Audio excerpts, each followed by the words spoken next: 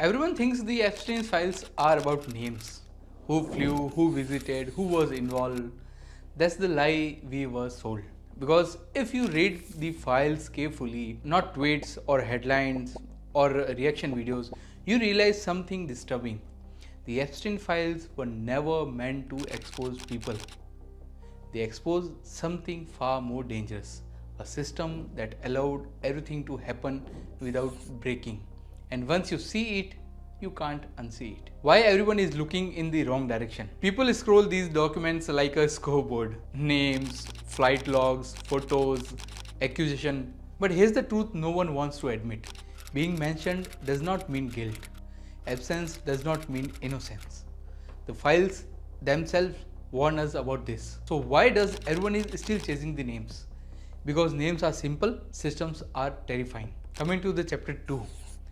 The first warning that was ignored. Long before headlines, long before documentaries, long before outrage, warnings already existed. Victims spoke, reports were filed, evidence was present. This was not ignorance, it was awareness without consequence. And that changes everything. Coming to the chapter 3.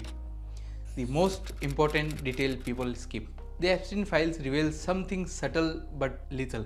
Justice was never denied, it was reclassified from criminal to civil, from public to private, from court to contract. This was not corruption in the shadows, it was legality doing its job for the wrong people. Coming to the chapter 4, the deal that changed everything. Everyone mentions the 2008 deal, almost no one understands it. That deal didn't just protect Jeffrey Epstein, it sent a signal that said, if you are useful enough, the system will negotiate with reality itself. From that moment, this was no longer a crime story.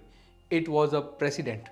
Coming to the chapter 5, how time was used as a weapon. Time was not neutral, it was strategic. Delays weakened victims, complexity exhausted attention, years dissolved urgency. But the time consequences returned. The damage was already normalized. Time didn't heal wounds, time protected power. Coming to the chapter 6, why everything feels incomplete. People ask, why is everything fragmented? Why does nothing feel conclusive? Because modern systems don't erase truth, they scatter it. No single document shocks you, but together they reveal a machine that knows exactly how much truth the public can handle without revolting. Chapter 7, Epstein was not an anomaly. Here's the hardest realization. Epstein was not a glitch. He was a stress test. How much could be ignored? How long could outrage be delayed? How flexible was accountability? And according to the files, the system didn't fail. It adapted. Coming to the chapter 8, why we need monsters. We want monsters because monsters make us feel safe. If evil looks rare, we believe it can be removed. But the files don't show a monster. They show maintenance, paperwork, lawyers, signatures, procedures. Evil didn't scream, it processed. Coming to chapter 8, a question no one asks. Let me ask you one thing.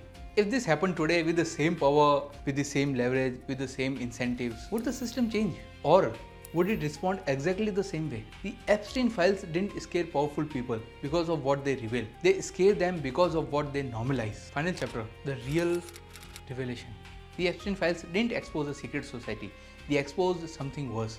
A world where power doesn't need conspiracy.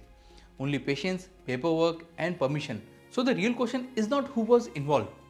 It is this: how many Epsteins does the system quietly survive without ever breaking?